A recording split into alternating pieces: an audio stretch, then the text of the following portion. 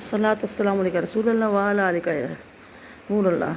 اس وقت میں فجر کے وقت بیان کر رہی ہوں۔ ہمارے ملک پاکستان میں جمعہ ہے اور جمعے کو درود شریف پڑھنے کی بڑا اجر و ثواب ہے، بہت زیادہ ترغیب دلائی گئی ہے درود شریف پڑھنے کی۔ تو جمعے کے دن کثرت کے ساتھ درود شریف پڑھا کریں اور بھی اچھے اعمال کیا کریں، جو میں اپنے واٹس ایپ گروپ کے اندر شیئر کرتی رہتی ہوں۔ اگر آپ کو میرے واٹس ایپ گروپ میں ایڈ ہونا ہے، روزانہ کی بنیاد پر آپ کو وظائف دعائیں سب ملیں گی، اور خاص کر جمعے کے شب جمعہ کے جو ہے وظائف صورتیں وغیرہ پڑھنے کو آپ کو ملیں گی، درود شریف وغیرہ۔ تو آپ مجھے کمنٹ میں بتا دینا، تو میں آپ کو اپنے واٹس ایپ گروپ میں ایڈ کر لوں گی۔ تو کثرت کے ساتھ درود شریف پڑھیں۔ صلی اللہ تعالیٰ علی محمد صلی اللہ علیہ نبی امی صلی اللہ علیہ وسلم صلاۃ والسلام علیکہ یا رسول اللہ۔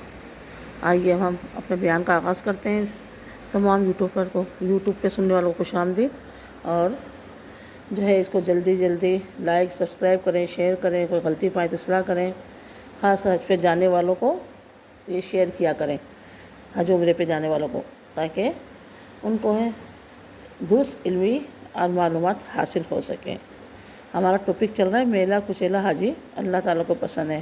میں نے پہلے بیان میں بھی آپ کو بتایا، اس سے پہلے والے میں، کہ یہ میری اپنی سوچ ہے، اپنے مشاہدات ہیں، اپنے تجربات تو خیر نہیں ہوئے، لیکن یہ اپنی دماغ میں مائنڈ میں آئی ہوئی بات ہے۔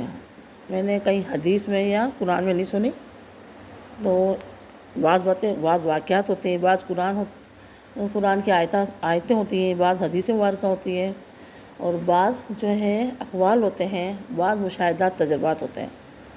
تو ہم نے وہاں تک وقف کیا تھا کہ پہلے قافلے جاتے تھے کئی ماہ کے، تو حاجی اس میں سفر کرتے تھے، عورتیں بھی مرد بھی، اونٹوں پر، گھوڑوں پر، پیدل، جن کے اونٹے گھوڑے بھی نہیں ہوتے تھے، پیدل قافلے جاتے تھے، کئی ماہ لگ جاتے تھے۔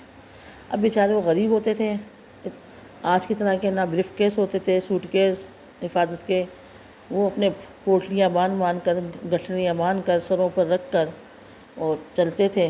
چند جوڑے ہوتے تھے، تھوڑا بہت سامان ہوتا تھا ان کا، تو شاید سفر حج۔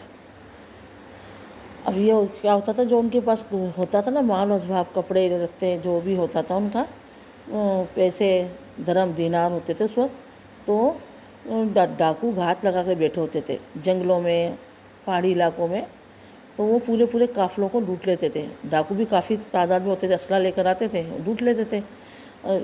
اب جو ہے ان کے کپڑے بھی لوٹ چلے گئے، سب کچھ ان کے چلے گئے، لٹ گئے۔ اب وہ بیچارہ کیا کرے گا حاجی؟ اب نہ کپڑے ہیں، نہ ناخن کاٹنے کا سامان ہے، نہ کوئی میل صابن ہے اس کے پاس، میل اتارنے کی کچھ بھی نہیں ہے۔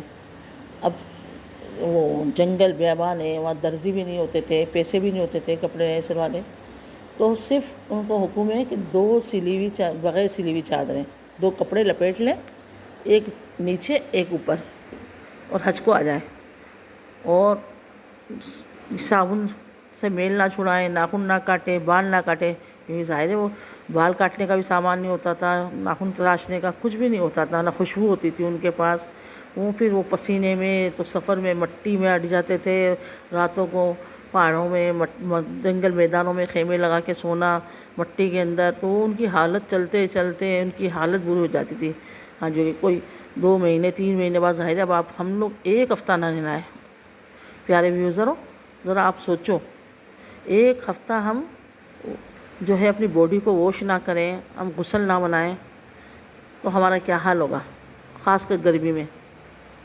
گرمی میں تو ہمیں روز شاور لینا ہوتا ہے، ہم سے برداشت ہی نہیں ہوتا، اپنے آپ کا پسینہ برداشت نہیں ہوتا، مٹی تو دور کی بات ہے، ہمارا اپنا پسینہ برداشت نہیں ہوتا، حالت بری ہو جاتی ہے، دل چاہتے روز نہائیں گرمیوں میں، تو 1 ہفتہ دور کی بات ہے۔ تو اب جن کے پاس کچھ نہیں ہے، تو کیسے میل چھڑانے کا، نہ صابن ہے، نہ شیمپو، تو اس زمانے میں ہوتا ہی نہیں تھا، صابن ہوتے تھے بے خوشبوؤں کے، اس زمانے میں خوشبو والے صابن بھی نہیں ہوتے تھے۔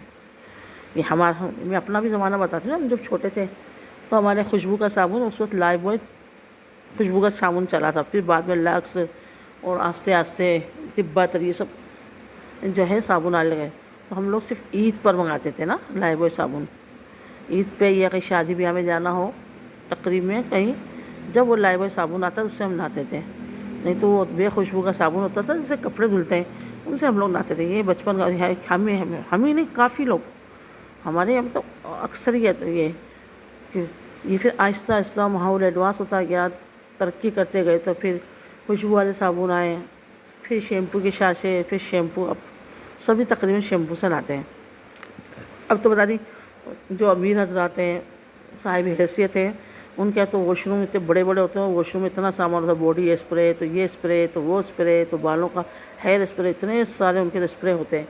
تو اب یہ جدت آ گئی ہے، پیسہ آ گیا ہے، اور جو ہے بیماریاں بھی آ گئی ہیں۔ تو پہلا وہ حاجی تھکتا نہیں تھا، اتنا مطلب سفر کر کے آتا تھا، پھر وہ جب آتا تھا مکے میں تو اس کی حالت مطلب وہ ایسی ہوتی تھی جیسے پتہ نہیں کہاں سے نکل کے آیا، موئنجو دارو سے، کہاں سے، وہ بال اتنے بکھرے ہوئے، تو نہ تیل ہو۔ تو اب یہ اللہ تعالیٰ کو حاجی بہت پسند ہوتا تھا، اس لیے اللہ تعالیٰ نے فرمایا کہ مجھے پراگندہ میلا کچیلا حاجی پسند ہے۔ تو یہ میں نے ان کی توجہ بتائی ہے۔ اللہ تبارک و تعالیٰ سے دعا ہے ہمیں حج پر اپنے گھر پر بلا، آمین آمین بجاہ النبی الامین وما علینا الا البلاغ المبین۔ اس وقت دعائیں ہو رہی ہیں ہمارے ملک میں، فجر کی نماز میں تو پڑھ چکی ہیں، ابھی اذانیں ہو رہی ہیں، اذان کے وقت دعائیں قبول ہوتی ہے۔ تو میں آپ کے لیے دعا کرتی ہوں، آپ یوزر میرے لیے دعا کریں کہ اللہ تعالیٰ مجھے بھی جلد سے حج پر بلائے۔